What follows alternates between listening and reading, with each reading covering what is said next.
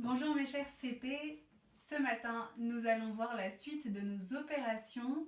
Nous avons appris à poser et à calculer des additions qui appelaient des retenues, c'est-à-dire que j'avais trop d'unités et donc mes unités, il y avait une dizaine que je pouvais créer et cette dizaine, je la faisais passer du côté des dizaines.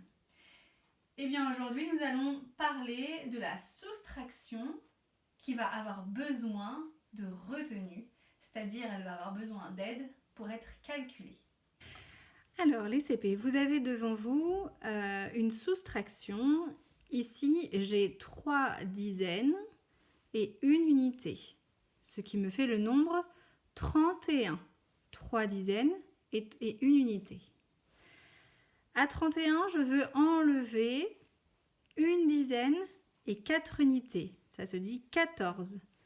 Une dizaine et 4 unités qui se disent 14. Je veux donc faire 31 moins 14.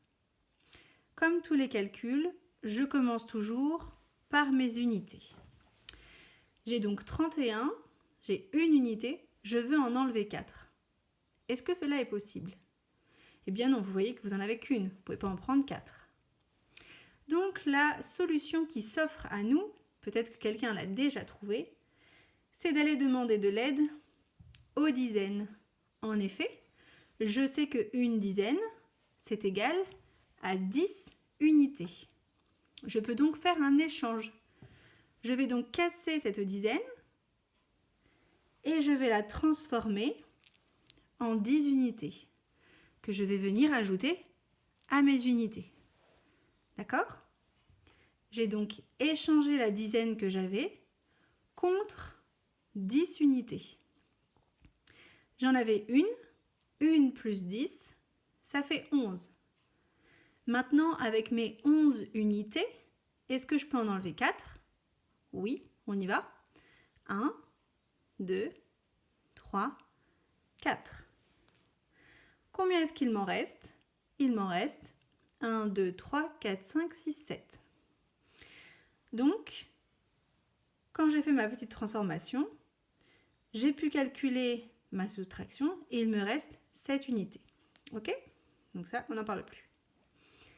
Maintenant, je vais m'occuper des dizaines. Comme j'en ai échangé une contre 10 unités, il m'en reste 2. 2 dizaines, je dois enlever une dizaine. Est-ce que c'est possible? Oui. Hop, je l'enlève. Il m'en reste une. Donc, si je veux faire 31 moins 14, eh bien le résultat c'est 17. Une dizaine et 7 unités. Et ça, je l'ai trouvé parce que j'ai pu faire un échange de dizaines pour aider les unités. Donc, nous avons vu avec la manipulation ce que ça donnait pour faire une soustraction à retenue. Pourquoi on appelle ça une soustraction à retenue? C'est parce que je vais avoir besoin d'aller chercher de l'aide du côté des dizaines. Alors, ici je vous ai dessiné ce que j'avais avec le matériel et là je l'ai écrit en chiffres. On va commencer par ici et puis après on ira de ce côté-là. Alors on y va. 3 dizaines et une unité, ça fait 31 moins 14. Le même exemple que tout à l'heure. Je commence toujours par calculer mes unités, d'accord? Mes unités, je dois faire 1, je dois en enlever 4. Vous voyez bien que ce n'est pas possible. Donc comment est-ce que je vais faire?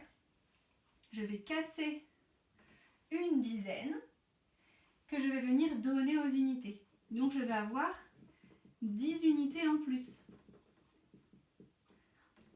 5, 6, 7, 8, 9, 10. D'accord? Donc là j'en ai rajouté 10.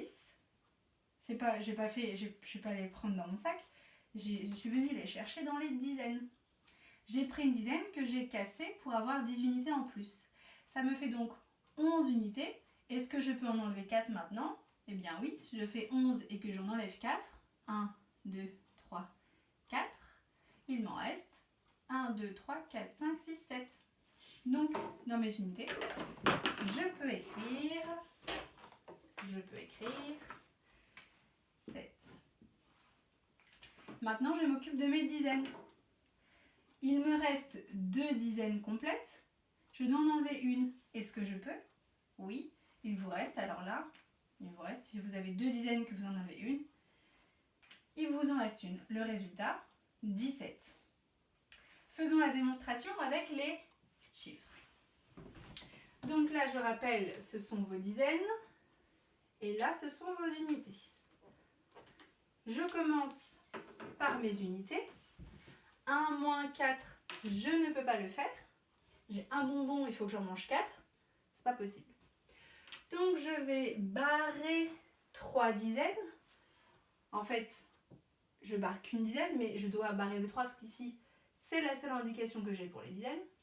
Je donne une dizaine ici. Comme j'en ai donné une là, eh bien, il m'en reste 2. Ça va? Je vais demander de l'aide aux dizaines. Je vais en casser une pour que ici, je rajoute 10 unités. Maintenant, j'ai 11. 11 moins 4, ça fait toujours 7. Et maintenant, je regarde mes dizaines. J'en ai plus que 2 et je dois en enlever une. 2 moins 1, ça fait toujours 1. Le résultat est exactement le même. J'espère que vous avez bien compris la méthode. Vous pouvez vous entraîner avec du matériel chez vous ou faire un dessin comme ça ou avec directement les chiffres si vous avez tout bien compris. Bon courage!